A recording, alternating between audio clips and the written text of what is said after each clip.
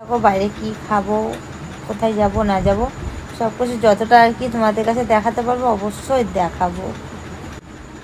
তো দেখো দই ফুচকা নিয়ে নিয়েছি, তো চলো এবার দই ফুচকাগুলো খেয়ে নিয়ে আর কি বাজার যাবো, কারণ মিষ্টু বলছে খিদে পেয়েছে, তার জন্য আগে ফুচকা খেতে চলে এসেছি। দিয়ে আর কি যা যা কিনবো তো গিয়ে কিনবো তারপরে। তো দেখেছো আমি দেখাচ্ছি, আমার অতটা ভালো লাগে না দই ফুচকা খেতে, আর আমাদের মিষ্টুর ভালো লাগে।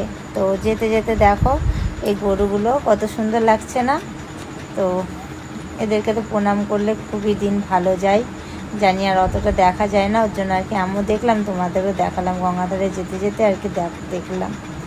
আর এই যে এই বাজারে এসছি, এটা হলো সোনাপট্টির বাজার আমাদের মুর্শিদাবাদে। মা এখানকার দোকানের জিনিস কিনতে এসছে, তো মায়ের কিনা হয়ে গেছে, আমরা এক সাইডে দাঁড়িয়ে আছি, আর একটা দোকানে মা গেছে।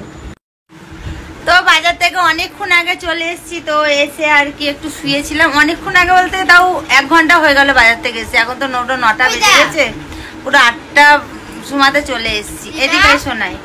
তো আজকে রাত্রে কি খাওয়া হবে জানো? আজকে মুসুরি সিদ্ধ আর মুড়ি খাবো। তো খিদে পেয়ে গেছে, সেই তো দই ফুচকা খেয়েছি, দেখেছো। সোনাই যায়নি বলে দই ফুচকা খেতে পারিনি, ও তো আমাদের সাথে যায়নি, ওর তো পড়া ছিল, বলে আবার।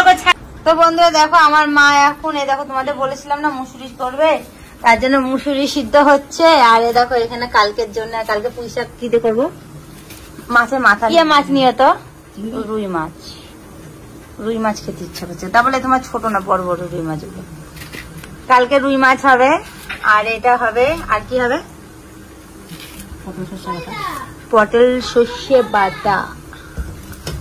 আর এই দেখো মুসুরি সিদ্ধ হচ্ছে। তুই তো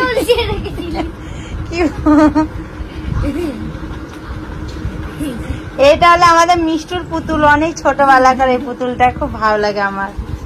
টুপিও ছিল, এই যে আমার ম্যাচিং এর টুপি ছিল, করবো আমি না।